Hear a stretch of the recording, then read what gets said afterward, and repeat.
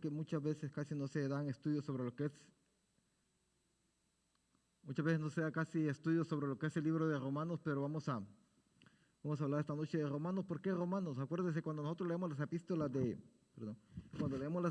Pablo, nosotros vemos que el libro de Romanos es el libro más grande de todos los que Pablo habla. ¿Pero por qué? Porque lo que Pablo quiere hacer es que el cristianismo no sea un cristianismo teórico. O sea, el libro de Romanos nos lleva a nosotros, nos lleva a hacer un cristianismo práctico. ¿Cómo? Por ejemplo, el libro de Romanos en el primer capítulo habla de lo que es la justicia de Dios. Más adelante habla de que, acordémonos que los judíos pensaban que por ser judíos ellos eran salvos. Entonces había una pugna de poder entre los romanos. Los romanos eran la nación más poderosa de aquel tiempo y los romanos decían: nosotros tenemos el poder para hacer lo que nosotros queramos. Pero los judíos decían: no, pero nosotros somos salvos. Pero acordémonos que Jesucristo le dijo a los judíos que no por ser hijos de Abraham iban a ser salvos, porque lo que hace salvo a una persona es la relación que tiene la persona con Dios. Más adelante Pablo nos presenta, ¿por qué un cristianismo práctico? Porque Pablo en esta epístola nos presenta toda la doctrina bíblica, nos presenta la justificación, nos presenta la santificación, nos presenta que no hay justo ni aun uno. Más adelante nos presenta a Israel, porque muchas veces pensamos nosotros, y hay doctrinas que en el tiempo de hoy se dice que Israel va a ser salvo. Pero cuando Pablo está hablando de todo Israel será salvo, como cuando Cristo dice, y Él viene por su iglesia. Pero cuando hablamos de que Él viene por su iglesia, no viene por toda la iglesia. Viene por el remanente, aquellos que están viviendo una vida en santidad delante de Dios. Entonces cuando Pablo habla, y todo Israel será salvo, ¿qué está diciendo? Todo el remanente que tenga una relación con Él y que haya creído en el Hijo Jesucristo. Entonces, haciendo una introducción de toda la epístola en general. Más adelante Pablo presenta que con nosotros como cristianos, muchas veces nosotros decimos, el calvinismo dice salvo, siempre salvo. Entonces Pablo presenta un argumento y dice: no, nosotros aceptamos a Cristo como Señor y Salvador de nuestra vida, pero que en el proceso del tiempo que tenemos que ir peleando batallas. Y Jesucristo dijo: el que perseverare hasta el fin será salvo. En el capítulo 7 de Romanos vemos a un Pablo convertido, que Pablo lleva una cantidad de años convertido y Pablo todavía tiene una cantidad de lucha, donde Pablo dice: las cosas que yo quiero hacer no las hago, y las que no quiero hacer, esas hago. Y al último de ese capítulo dice: miserable de mí, ¿quién me librará de este cuerpo de maldad? Pero Pablo después comienza con otra doctrina que comienza en el capítulo 8:1 de Romanos, que es la santificación, que dice Pablo que ninguna condenación hay para los que están en Cristo Jesús, los que no andan conforme a la carne, sino conforme al Espíritu. Entonces, ¿por qué Pablo presenta un cristianismo práctico? Porque Pablo presenta también el problema, muchas veces decimos, y yo sé que lo han escuchado algunas veces, de personas que dicen: de política ni de religión en mi casa no se habla. Pero Pablo cambia de parecer en esta epístola. Pablo dice: no, nosotros como hijos de Dios tenemos el derecho de votar, de dirigir ¿a quién? A nuestros gobernantes. O sea, ¿cuál gobernante vamos a elegir? Aquel que se incline por la balanza y veamos nosotros que más beneficiario para toda la humanidad. Pero Pablo más adelante va y dice: no, pero también el cristiano no solamente tiene el derecho de elegir a sus gobernantes. El cristiano tiene derecho de respetar a las autoridades. Porque las autoridades, toda autoridad fue puesta ¿por quién? Por Dios. En el tiempo que vivimos, yo sé que todavía no se ha dado un ganador en Estados Unidos quien ganó las elecciones, pero el que quede es porque Dios lo puso. A Dios le plació ponerlo, porque dice la Biblia que toda autoridad es puesta por Dios. Y más adelante Pablo dice, para entrar ya a lo que es el capítulo 1, Pablo dice: pero también nosotros como cristianos tenemos el derecho, tenemos la obligación de pagar nuestros impuestos. O sea, Pablo nos lleva a la práctica. Muchas veces decimos: ¿para qué le pagamos los impuestos al gobierno si el gobierno tiene mucho dinero? Pues nosotros tenemos la obligación de pagar nuestros impuestos. Y no nuestros impuestos, si ganamos 100,000 en el año, hay que decir: bueno, voy a poner 50,000 para beneficiarme. No. Declarar todo lo que es, porque sabían ustedes que tarde o temprano o nos llega la justicia de Dios o nos llega la justicia del hombre. Me acuerdo de un muchacho que estaba en mi trabajo y era soltero. Y siempre me decía: ¿cuánto te mandaron del Incotaxi? Yo le decía: este año creo que 1,500. ¿Y a ti cuánto te mandaron? 7,000. Digo: ¿pero cómo te van a mandar 7,000 si tú eres soltero, tú no tienes hijos, tú tienes dependientes? No, pero me mandaron 7,000. Bueno, Bueno, pasó un año, pasaron 2 años, pasaron 3 años, pasaron 4 años, pasaron 5 años. Con el tiempo la IRS se dio cuenta que esta institución que hacía los taxas como que le encontraron algo malo. Y al tiempo cayeron y hicieron una auditoría a todas las personas que hacían los impuestos ahí y salió él. Pasó como 8 años pagando los impuestos, no solamente los que el gobierno les había dado, sino todos aquellos impuestos los intereses que el gobierno le puso por todos los años que había cobrado un impuesto fraude. Entonces Pablo lo que trata de decir que el cristianismo práctico significa que nosotros debemos ser honestos en toda nuestra forma de andar. Entonces vamos a entrar a lo que es el libro de Romanos ya. Yo creo que di un panorama más que todo de general del libro. Acá vamos a estar estudiando el libro en estas 4 clases. Entonces vamos a hablar de por qué Romanos es importante en la vida del cristiano. Porque sabían ustedes que los grandes teólogos que nosotros tenemos a través de la historia se han convertido leyendo el libro de Romanos. Por ejemplo, el gran teólogo Agustín de Hipona, un hombre que creía que para él no había salvación, leyendo el capítulo 1 de Romanos, dice que el justo por la fe vivirá, se convierte. Luego vemos a un Calvino que también leyendo el libro de Romanos también se convierte. Vemos a un Lutero que era un monje católico, que una persona que cree en los santos y que cree en todo lo que es, que creía él que la salvación se obtenía a través de indulgencias, que si él era medio malo aquí podía ir al purgatorio, purgar los pecados y ir al cielo. Pero Martín Lutero entiende que no, que para poder llegar a Cristo es a través de la fe y solamente por la fe. No es por obras, dice la Biblia, para que nadie se gloríe. Pero también se convierte en leyendo el libro de Romanos, se convierte Juan Wesley. ¿Quién fue Wesley?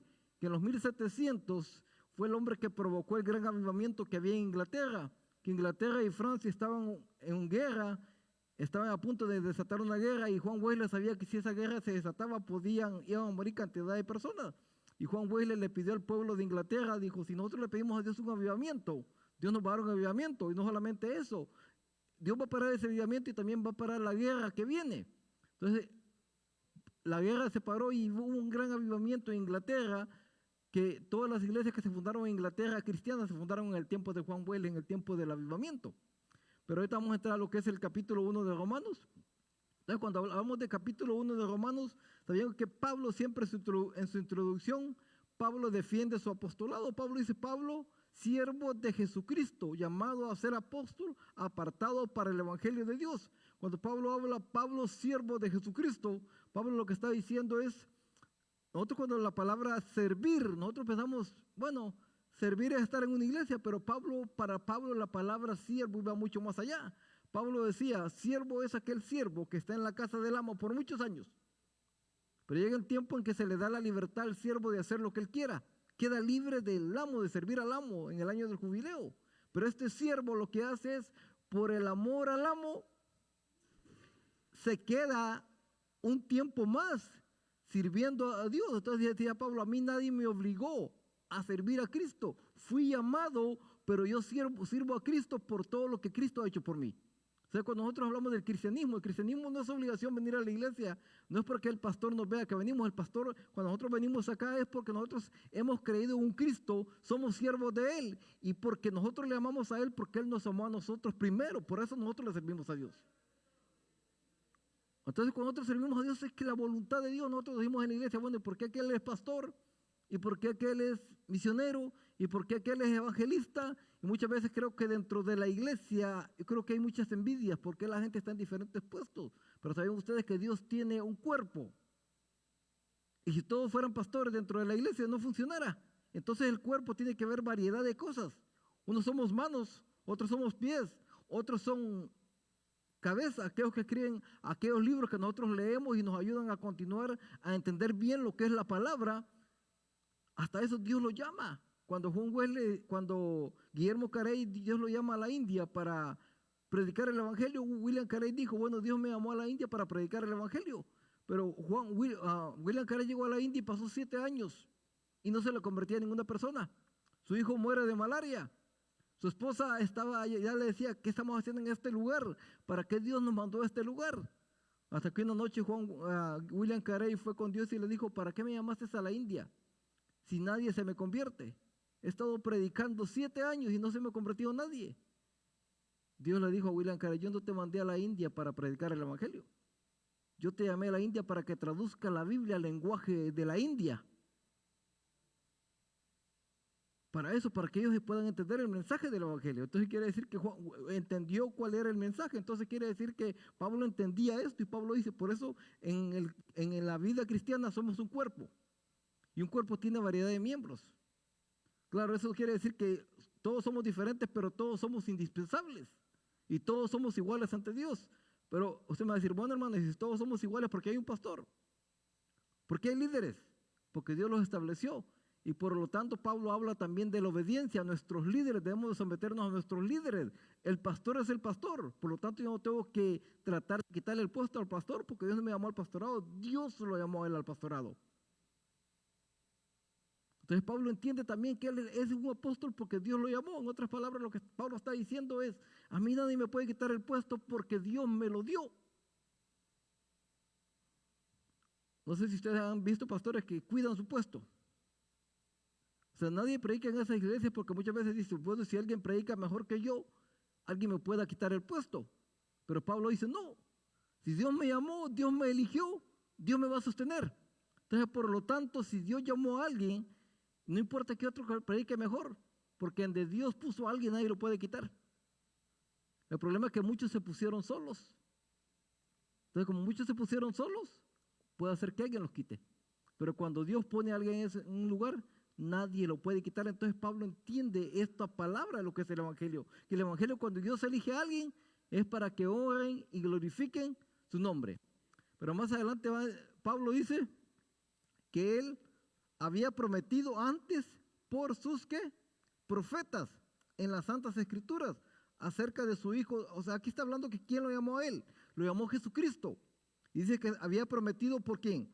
Por las Santas Escrituras. Acordémonos que en el tiempo que Pablo escribe esta carta, Pablo escribe la carta a los romanos en el 55 o 56, la escribe desde la iglesia de Corintios. Estaba en la iglesia de Corintios, Pablo estaba viviendo allá, estaba resolviendo todos los problemas que ven dentro de la iglesia de Corintios, y Pablo se da cuenta que una de sus doctrinas han sido mal entendidas en Roma. Entonces Pablo trata de escribir a los romanos y trata de decirles, no. Ustedes están tergiversando las escrituras. Lo que yo trato de decir no es esto. Lo que yo trato de decir es esto. Entonces mientras Pablo arreglaba un problema en la iglesia de Corintios, que había problemas de división, Pablo también trata de arreglar un problema en Roma, que había un problema de división. ¿Por qué? Porque en el año 50 el emperador Claudio expulsó a todos los judíos de Roma. Y sabían ustedes que aún en la vida cristiana, y toda la gente quería vivir en Roma porque era la ciudad más grande que existía.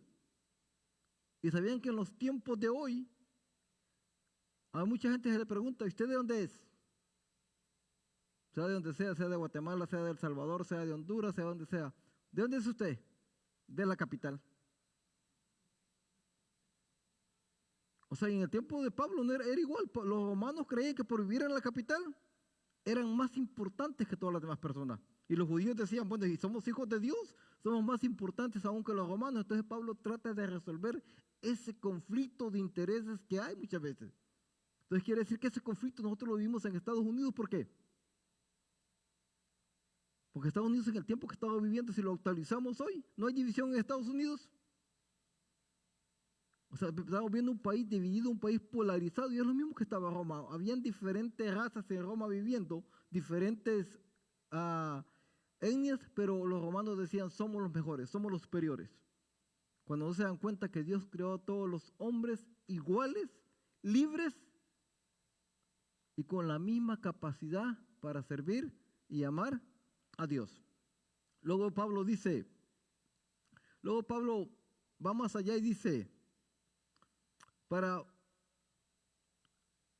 Pablo escribe este evangelio porque Pablo quiere ir a Roma, pero Pablo no conoce a los hermanos de Roma. Pero la iglesia de Roma, a pesar que tiene divisiones, dice que los hermanos dan ¿qué? Buen testimonio de lo que es el evangelio. O sea, ¿por qué dan buen testimonio de lo que es el evangelio? Porque muchas veces nosotros decimos, es que la sociedad que nosotros vivimos echó a perder a nuestros hijos. Pero acuérdense de dónde vivía Daniel. Daniel no vivía en una cultura pagana, que hasta el nombre le cambiaron a Daniel, le cambiaron el nombre a Azarías, le quitaron el nombre de Daniel, que significa a quién como Dios, y le cambian el nombre de Azarías, que era una deidad pagana. trataron de quitarle a Dios de su mente, pero ¿qué? Pero nosotros vemos a un Daniel. De verdad que yo cuando leo a Daniel, yo creo que es el personaje favorito de toda la Biblia. Cuando yo veo a Daniel, yo veo un hombre íntegro, un hombre justo, y en el capítulo 12 de Daniel yo me le gozo cuando el ángel le está diciendo a Daniel, dice, muchos correrán de aquí para allá, la ciencia se aumentará, pero habrá grande tribulación como nunca ha habido desde que se fundó el mundo, ni la habrá. Pero a Daniel le dice, pero tú te levantarás del polvo, dice, para recibir tu heredad, una de las promesas más grandes que le da Daniel. Y Daniel vivía en medio de una cultura que pagana. Entonces Pablo está halagando a los judíos de Roma porque viven en medio de una cultura pagana. Y sabían ustedes que una cultura que era de verasmente pagana era la cultura romana. Tenían un Dios para cada cosa. Los romanos decían, hay un Dios y sabían ustedes que los días de la semana que nosotros adoramos tiene que ver con la cultura romana. Si nosotros vemos el domingo, ¿qué significa domingo? Y lo traducimos del inglés al español, ¿cómo se traduciera?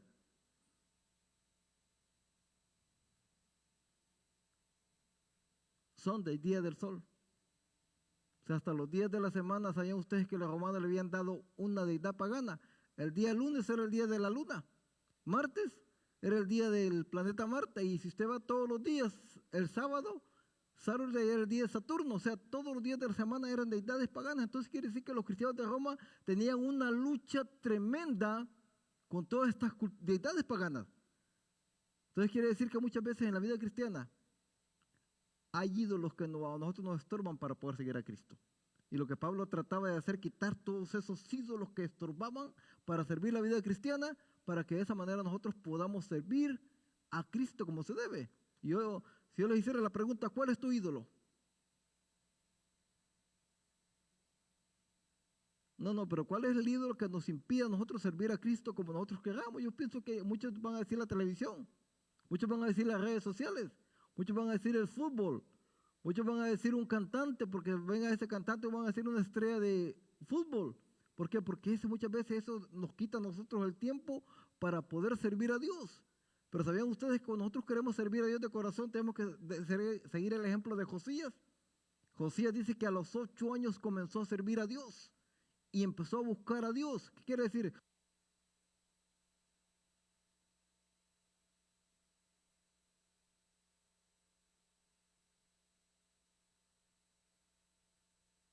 Bueno, cuando nosotros vemos a Josías, vemos a un Josías que, imagínense, muchas veces nosotros le echamos la culpa de lo que somos a quién. Muchas veces le pregunta uno a alguien, ¿por qué eres borracho? ¿Que mi papá era borracho? ¿Por qué eres católico? Ah, porque mi papá era católico. Pero ¿sabían ustedes que Josías, el abuelo de Josías, fue el rey más malo que tuvo Judá? Y su padre era malísimo también. O sea que a los dos Dios los quitó del puesto porque eran malos. ¿Qué se podía esperar de Josías? Que fuera malo, pero dice que a los 8 años comenzó a reinar, empezó a buscar a Dios. Y dice que empezó a quitar ¿qué? Todos los lugares altos. O sea, los lugares altos, ¿cuáles eran? Donde se adoraba a Dios. En este tiempo se escribe el Salmo 121, donde dice, alzaré mis ojos a los montes. Pero el salmista se hace una pregunta, fíjense, lea bien el Salmo, el salmista está diciendo, alzaré los ojos.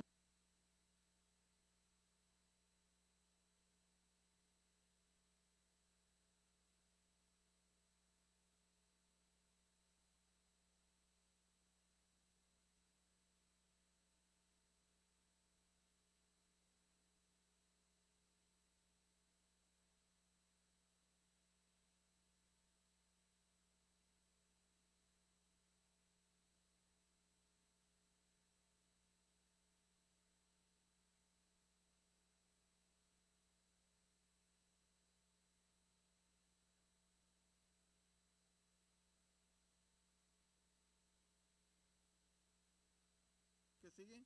Pablo dice, ¿quién es Cristo para Pablo?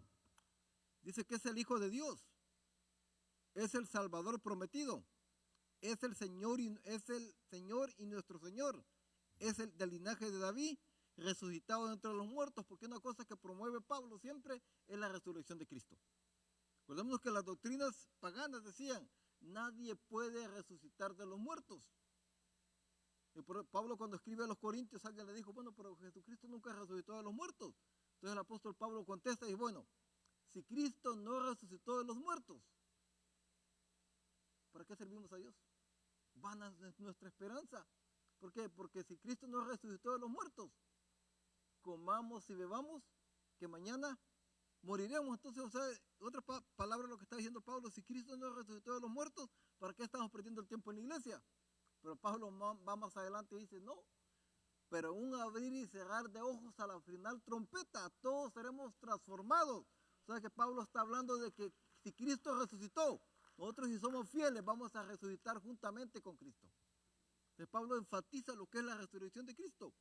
Entonces Pablo en los versículos 5 al 7 habla de promover la obediencia.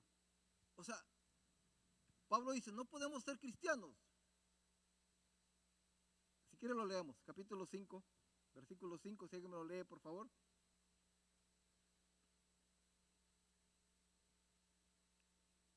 Dice, porque recibimos la gracia y el apostolado para la obediencia a la fe en todas las naciones por amor de su nombre. O sea, lo que Pablo trata de decir, Pablo dice, no podemos servir a Cristo si no hay obediencia.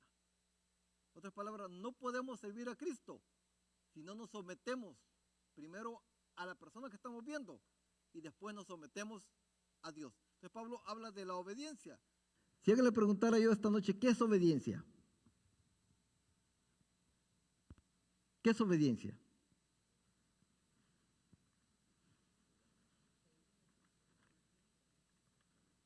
Seguir los mandamientos. Y uno de los mandamientos que dice, amar a Dios sobre todas las cosas. Eso dice el mandamiento, amar a Dios sobre todas las cosas. Por eso cuando aquel rico viene y le dice a Jesucristo, Maestro bueno, ¿qué de hacer para heredar la vida eterna? Jesucristo le dijo, guarda los mandamientos de la ley. Y el rico le dijo, todos los he guardado. Entonces Jesucristo le dijo, no matarás. Mire qué tremendo. Jesucristo comienza con los 6 versículos que tienen, con los 6 mandamientos que tienen que ver con el prójimo. Porque hay gente afuera de nosotros que todos los domingos va a misa, es fiel ir a misa. ¿Sabían ustedes que todas las fiestas que se celebran en la iglesia, ellos las celebran? ¿Sabían ustedes que esas personas no son fieles a su matrimonio? Esas personas no roban, esas personas ayudan a otros. O sea que esas personas cumplen los últimos 6 mandamientos. Entonces, aparentemente para nosotros esas personas son ¿qué? Perfectas. El mundo dice, esta persona si se muere va al cielo. Cuando vieron a este rico, me imagino que dijeron, este hombre va para el cielo. Pero Jesucristo le dijo, una cosa te pasa por hacer. Y el rico dijo, ¿qué? Vende todo lo que tienes, dáselo a los pobres y sígueme. Y el rico se entristeció. ¿Por qué el rico se entristeció? Porque el ídolo de este rico, o sea, la pregunta será, ¿es malo ser rico? No. Pablo dice, Santiago dice, la raíz de todos los males no es tener dinero, es el amor al dinero. Entonces quiere decir que si nuestro ídolo es el dinero, no vamos a entrar al cielo porque hay que amar a Dios sobre todas las cosas. Y este es el énfasis de Pablo, que nosotros somos obedientes, tenemos que obedecer todos los mandamientos de la ley, porque dice la Biblia que una jota ni una tilde pasará de la ley. Todos nosotros tenemos que obedecer los mandamientos de la ley. ¿Alguna pregunta hasta acá?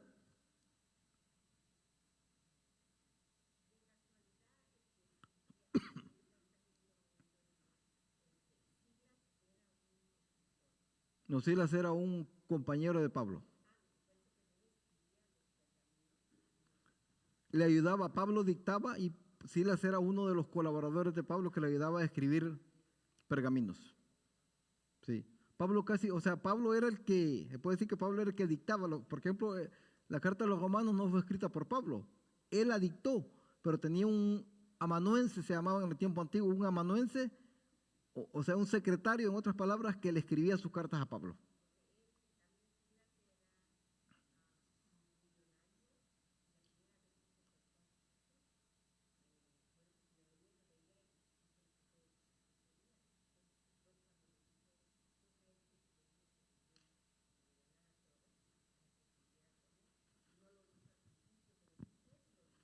Hubieron varias personas, Juan Marcos, también la mamá de Juan Marcos, Bernabé, eran personas que tenían dinero y dejaron todo lo que tenían por servir a Cristo, pero eso no es para todos. Eso es un llamado especial que Cristo hace a las personas. O sea, cuando vemos nosotros a la hermana, dice que la hermana Olga no está viendo, nosotros vemos a la hermana Olga, una mujer graduada del Seminario Teológico de la Iglesia de Dios. Creo que fue la primera mujer hispana que se graduó del Seminario Teológico. Nosotros podemos decir, la hermana Olga podía estar en una oficina con gente, con secretarios y todo, trabajando para la Iglesia de Dios. Pero su corazón, ¿dónde estaba? En las misiones, porque Dios lo llamó a las misiones. Entonces quiere decir, lo que trata de decir Pablo, todos tenemos un llamado especial. Pero para nosotros poder aceptar y hacer ese llamado tal y como Dios nos ha mandado, necesitamos que la clave es la obediencia. Entonces, vamos a orar por la ofrenda. Le pido al hermano Durán que nos lee palabras para recoger la ofrenda.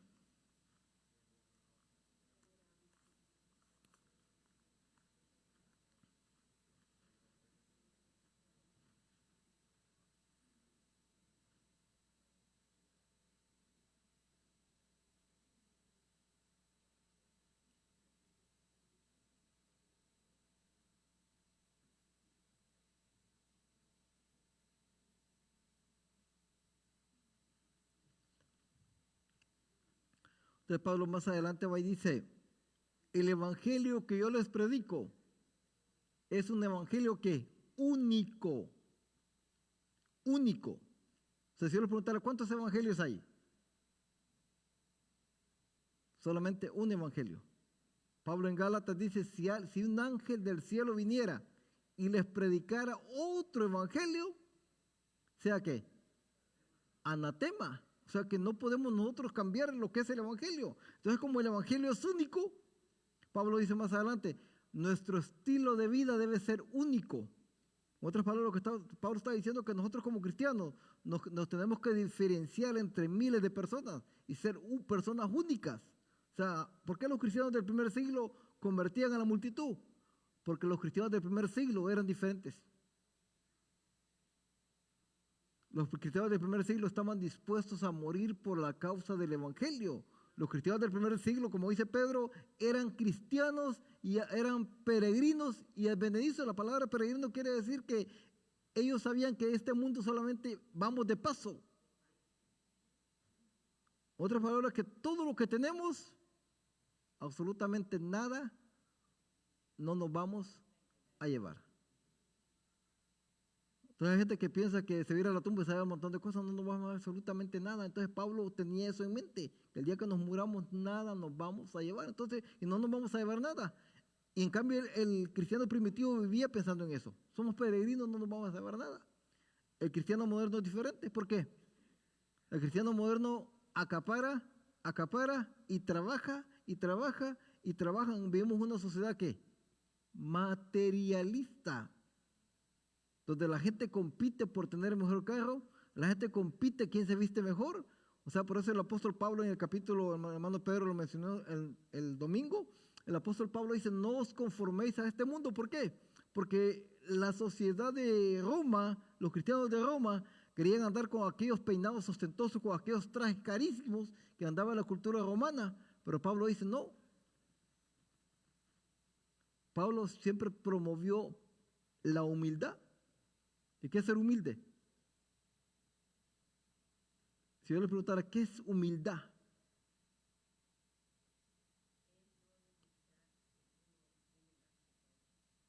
En otras palabras, es no creerse más que otros.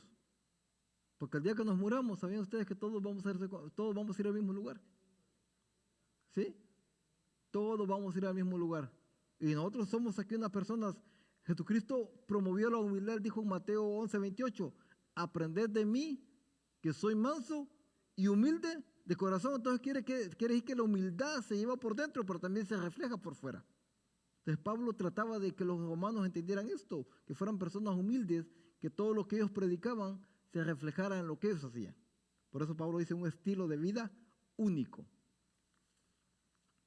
Entonces Pablo también habla para que los cristianos entre ellos se dieran ánimos.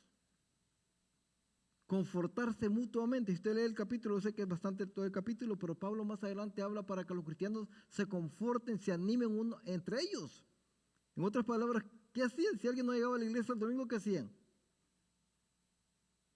Los hermanos iban y ¿qué hacían? Los visitaban. ¿Para qué? Para ver si había ido a la iglesia porque no había ido a la iglesia, porque estaba enfermo, porque tuvo que trabajar, o porque tenía problemas, o porque también si ya lo habían capturado. Acuérdense que la persecución estaba en su mayor apogeo.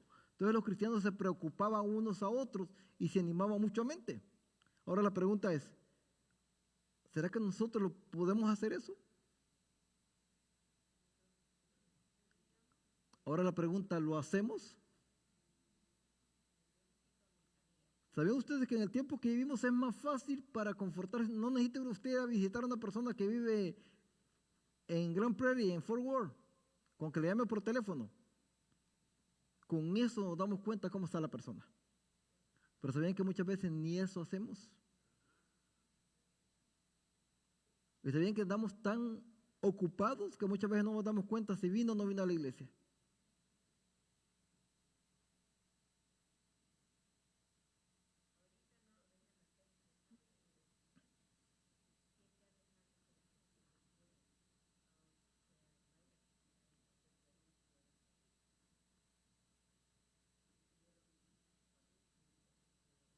Yo sé que en estos tiempos no se puede, pero podemos hablarle por teléfono a la gente. Podemos hablarle por teléfono a la gente. ¿Y sabían ustedes que personas que están enfermas con el COVID?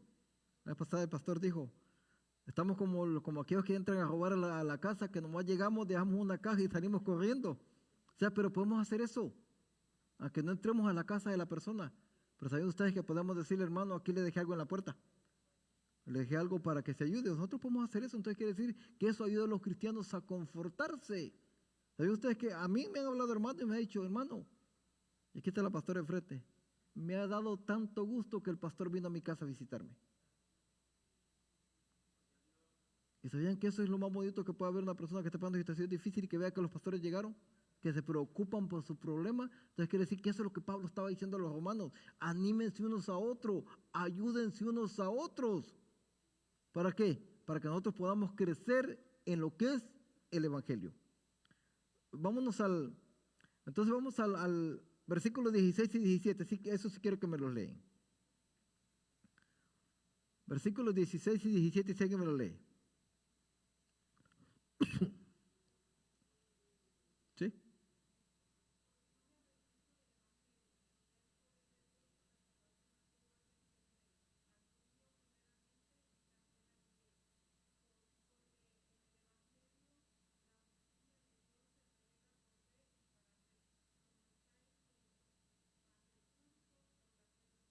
Miren lo que dice, porque no me avergüenzo del Evangelio, porque es poder de Dios para salvación. Si nosotros vamos al lenguaje original, lo que trata de decir Pablo es, el Evangelio es el único que puede cambiar a las personas. ¿Saben ustedes que el Evangelio es el único que puede cambiar a las personas? Nosotros muchas veces queremos cambiar a las personas con nuestras acciones, hacerlas cambiar, pero no vamos a poderlo. Muchas veces a nuestros hijos, y aunque les gritemos, hay hijos que tienen un carácter firme y no lo van a hacer. Pero ¿sabían ustedes que el Evangelio cambia a las personas? El Evangelio cambia al más vil pecador. Y miren lo tremendo, el Evangelio no solamente cambia a la persona. Cuando el Evangelio cambia a la persona, el Evangelio cambia a las familias. El Evangelio ha tenido el poder de cambiar ciudades, y no solamente cambiar ciudades, el Evangelio también ha cambiado países completamente. ¿Sabía que Juan Wesley cambió a Inglaterra? De que Inglaterra era católica en los años 1500 y en los años 1700 Juan Wesley comienza el gran avivamiento en Inglaterra y Juan Wesley llegó a Inglaterra a lo que es hoy. Empezó a promover el Evangelio y Inglaterra cambió. Y no solamente cambió para ellos. Los ingleses vinieron acá. Y sabían ustedes que trajeron el Evangelio de Estados Unidos. Y por los ingleses Estados Unidos es lo que es. Ahora la pregunta es, ¿quién nos llevó el Evangelio a nosotros? ¿No fueron los americanos? A través de los americanos nosotros conocimos el Evangelio en Centroamérica, en Sudamérica. Y en otros países los americanos llevaron el Evangelio. Entonces quiere decir que lo que se llevó a cabo en 1700 abarcó todo lo que es América Latina y cambió a muchos países, porque el Evangelio es el único que puede cambiar a las personas. Y luego dice, para salvación a todo aquel que cree. ¿Por qué Pablo menciona al judío primeramente y después al griego? Cuando hablamos de griego estamos hablando de todos los países que no somos judíos, de gentiles. ¿Por qué Pablo enfatiza al judío primeramente? Porque Jesucristo, cuando estaba hablando con la mujer samaritana, le dice, no debes olvidar que la salvación viene de los judíos. Jesucristo vino a hacer una obra y vino a un pueblo escogido, pero realmente eso lo rechazaron. Pero dice más adelante, dice, pero a todos los que le recibieron en su corazón, les dio potestad de ser hechos hijos de Dios. O sea que cambió completamente a las naciones. Aquellos rechazaron a Cristo, pero nosotros lo aceptamos. Y Cristo funda su iglesia. Y mira lo más tremendo que dice Cristo. El poder de Dios cambia, pero la iglesia también es investida con ese poder de Dios. Porque cuando Pablo le dice a Pedro, tú eres piedra, una roca pequeña, no el Papa, como dicen los católicos. No es la roca sobre la cual está fundada la iglesia, porque la roca es Cristo. Dice que es la roca inconmovible de los siglos. Pedro era una piedra, un fundamento solamente en la iglesia que estaba fundando. Pero dice Cristo, tú eres piedra y sobre esta roca que era Cristo edificaré mi iglesia. Y las fuerzas del mal no prevalecerán contra ella. Entonces quiere decir que el evangelio cambia, pero la iglesia tiene el poder para combatir las fuerzas enemigas. Y déjame decirles, si la iglesia todavía está en pie, porque la iglesia todavía está investida del poder de Dios. Entonces Pablo estaba diciendo, si la iglesia de Roma todavía sigue en pie en un mundo pagano, en un mundo idólatra, en un mundo donde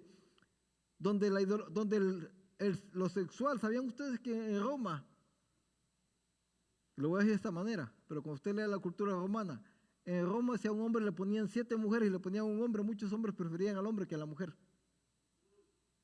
Y lo vamos a ver más adelante en el capítulo de Romanos. O sea que los romanos se habían pervertido tanto que para ellos ya no había esperanza. Pero Pablo les dice, no, todavía hay esperanza. Esperanza ya no hay para que se muera. Pero mientras ustedes tienen vivos, el poder de Dios lo puede cambiar. Y ese es el énfasis del Evangelio de Romanos. El poder de Dios puede cambiar al más vil pecador. Y luego dice,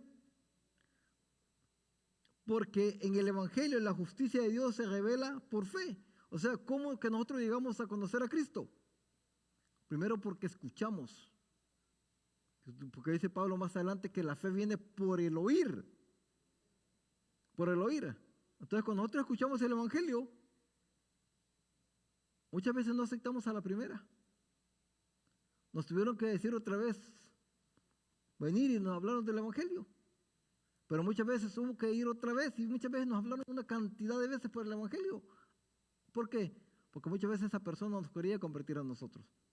Pero ¿cuándo fue que nosotros nos convertimos? Cuando el Espíritu Santo hizo la obra en nosotros. Y eso es lo que Pablo trata de decir.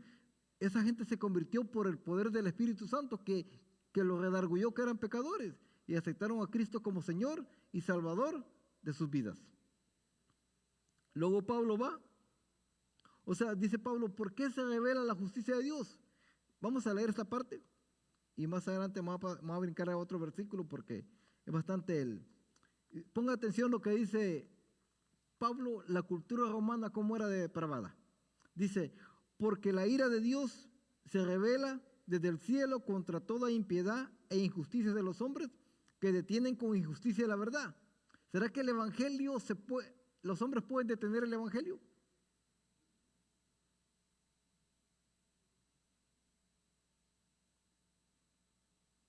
Pero ¿cuántas veces el Espíritu Santo ha querido hacer algo con nosotros y no lo dejamos? ¿Sí o no? ¿Cuántas veces el Espíritu Santo ha hecho hacer grandes cosas con nosotros y nosotros no lo dejamos? Por eso Pablo más adelante dice, cuando el Espíritu Santo quiere hacer algo con ustedes, no lo contristáis. ¿Sí o no? ¿Cuántas veces hemos venido al altar y parece pareciera que en el altar el tiempo se hace tan largo y llevamos solamente 5 minutos orando. Y nosotros oráramos otros 5 más, puede hacer que Dios derramara su espíritu. Pero como no somos pacientes, somos impacientes, nos vamos. Entonces ahí es donde nosotros detenemos lo que es el evangelio. Entonces dice, porque lo que de Dios se conoce, les es manifiesto, pues Dios se lo manifestó. Porque las cosas invisibles de Él, su eterno poder y deidad, se hacen claramente visibles desde la creación del mundo, siendo entendidas por medio de las cosas hechas, de modo que no tienen excusa. Usted me va a decir, pero hay gente que nunca se le predicó el evangelio. Pero mire lo que dice Pablo. Hay una revelación general que es dada para todos. Cuando el salmista miraba a lo lejos y veía el horizonte, veía el cielo, el salmista decía, ¿qué decía el salmista? ¿Se acuerda qué dice el salmista en el Salmo 19? 19:1, ¿qué dice? ¿Se acuerda o no se acuerda? Dice el salmista, los cielos cuentan la gloria de Dios y el firmamento afirma la obra de sus manos. ¿Qué quiere decir? Que a través de la naturaleza Dios nos está diciendo, yo creé todo lo que está en el mundo. ¿Sabían ustedes que hay una historia de 2 astronautas? Son gemelos. Uno está casado con una que era congresista de Estados Unidos y que fue baleado en un tiroteo en Arizona y él se retiró. Pero su hermano fue al espacio por 2 años y él era ateo, él no creía en Dios. Pero él dice que cuando estaba en el espacio y él veía cómo los planetas, fíjese, giraban en un eje imaginario porque no hay una carretera donde la Tierra gira alrededor del Sol. Imaginario. Y si la Tierra se mueve un poquito para acá, nos quemamos. Y si la Tierra se mueve un poquito para allá, nos congelamos. Y él decía, ¿cómo es que existe todo eso? Y él llegó a creer. Dijo, esto solamente lo puede hacer una mente inteligente. Y esa mente inteligente se llama Dios. Entonces quiere decir que lo que el hombre no puede negar que Dios existe, ¿por qué? Porque a través de la naturaleza Dios se lo revela. Entonces dice, pero habiendo, miren lo que le dice aquí a los romanos, le dice, miren, ustedes no caigan le está Pablo, en cierta manera está tratando que la iglesia de Roma no caiga con aquellas personas que creen. Miren lo que dice acá, pero habiendo conocido a Dios, no le glorificaron como a Dios, ni le dieron gracias, sino que se envanecieron en sus razonamientos y su necio corazón fue entenebrecido. Profesando ser sabios, se hicieron necios. O sea, cuando nosotros vemos la sabiduría de Dios y nosotros vemos, muchas veces hay gente que se para en el púlpito y empieza a hablar de títulos. ¿Sabían ustedes que si alguien tenía títulos era Pablo? Si alguien tenía títulos era Pablo.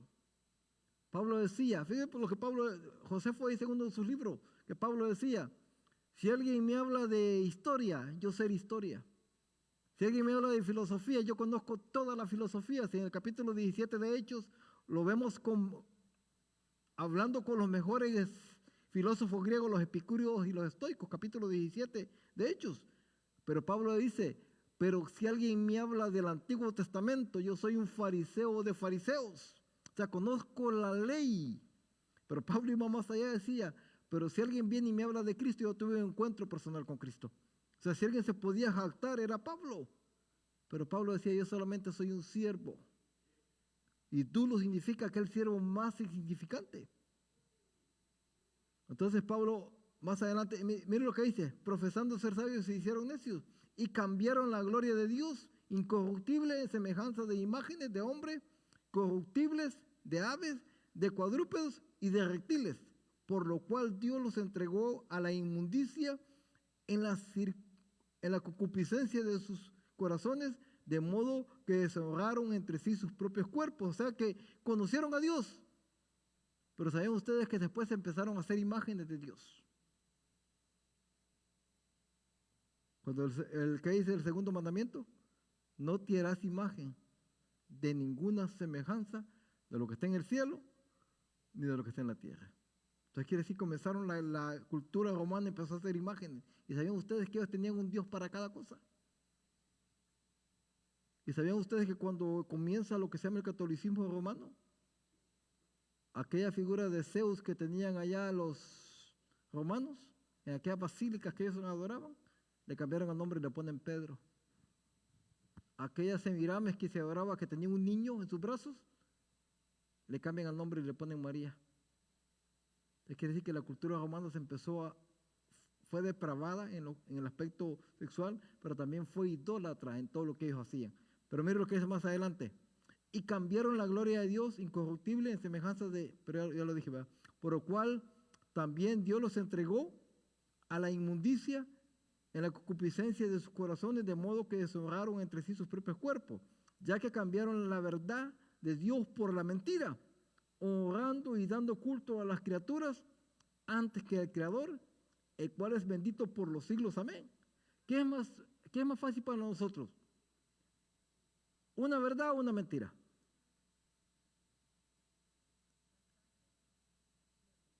Pero ¿a quién le creemos más? ¿Sabía usted que es lamentable ver gente que era en nuestras iglesias? Cuando hablo de nuestras iglesias, estoy hablando de iglesia de Dios. ¿Y sabían ustedes que se fueron con los zapatistas? ¿Se fueron con las iglesias del pacto? ¿Se fueron con otras iglesias? ¿Por qué? Porque no atesoraron la verdad. Cuando Proverbios dice, compra la verdad y no la vendas. O sea, o las otras palabras, atesórala para ti. ¿Sabe por qué? Porque nosotros nos hemos conocido la verdad. Dice Jesucristo, y conoceréis la verdad, y la verdad os hará ¿qué? Libres. O sea, cuando nosotros conocemos la verdad, esa verdad del Evangelio que Pablo predicaba, esa verdad tiene la capacidad de hacernos libres a nosotros. Libres de todo de todas aquellas cadenas que nos ataban. Pero para eso, nosotros necesitamos también dejarle todo en las manos de Dios. ¿Sí? O sea, nosotros no podemos. Pero dice la Biblia, con Cristo somos más que vencedores. Porque Él dijo, sin mí nada podéis hacer. Y ese era el evangelio que Pablo predicaba. Miren lo que dice. Dice, por eso Dios los entregó a pasiones vergonzosas, pues aún sus mujeres cambiaron el uso natural que es en contra de la naturaleza.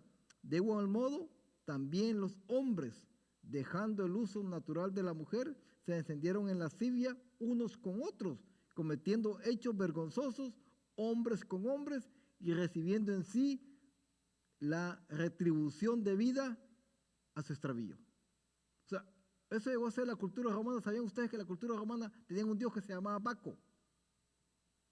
En ese Baco tenían templos donde la gente podía ir a tener sexo libremente. O sea, eso era la cultura romana. Pero Pablo dice, así como Dios cambió esa iglesia de Roma, también el evangelio que yo predico tiene poder para cambiar toda la cultura romana.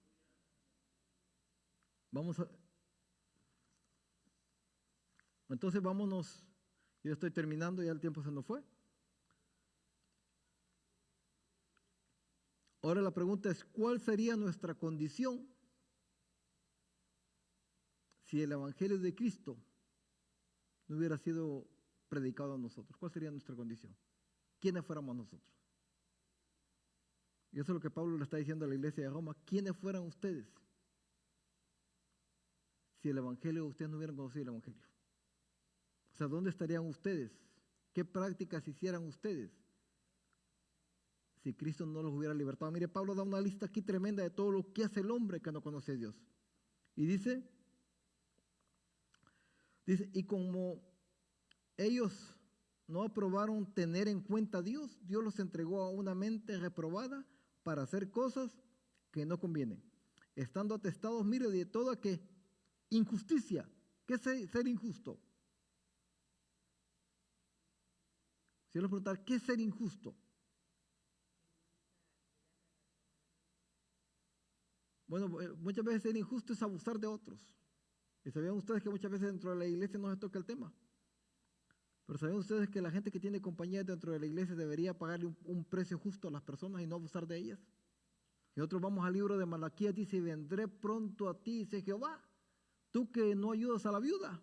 Pero más dice más adelante, y tú que defraudas en su salario al jornalero.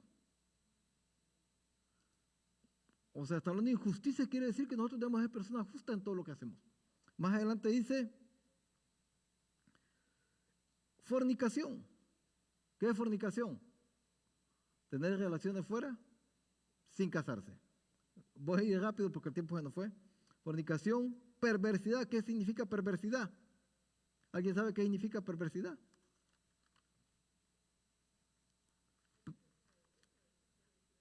Personas que solamente están pensando cosas malas. Eso es ser perverso. Y muchas veces la declaran con su boca. Perversidad. Luego dice avaricia. Aquellas personas que tienen. El libro de Proverbios dice, nunca se cansa el hombre de tener. Nunca se cansan los ojos de ver. O sea, nunca se sacia el corazón del ser humano. Entre más tiene, más quiere. Y un día estaba hablando con uno de mis hijos y me dice, ¿cuánto tiene el dueño de Amazon?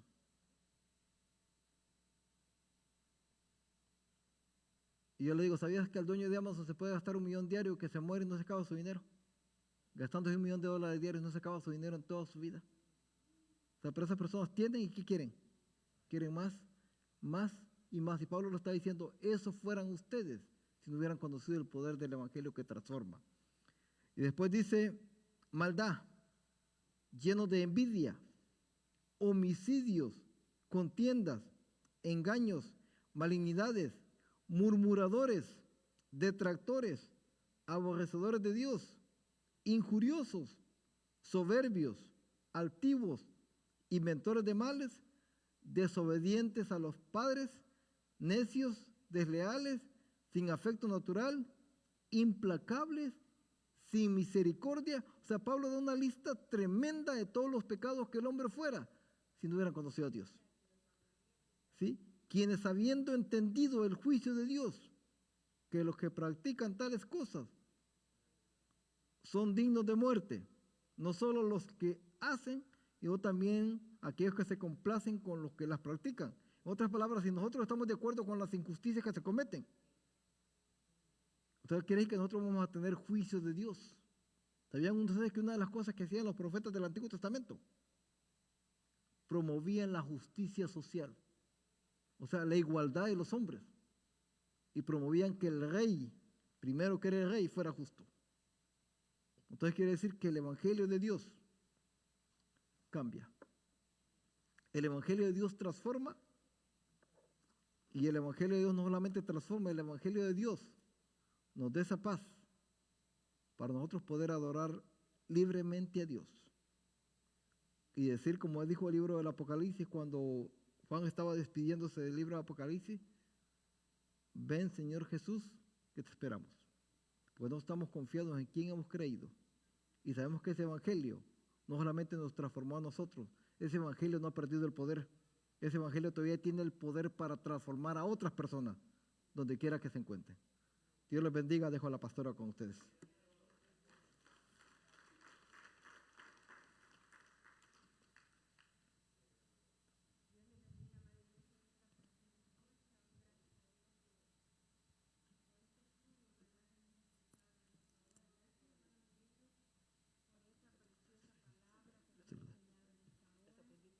Y gracias a cada uno de ustedes que hizo lo posible de... ¿Está apagado?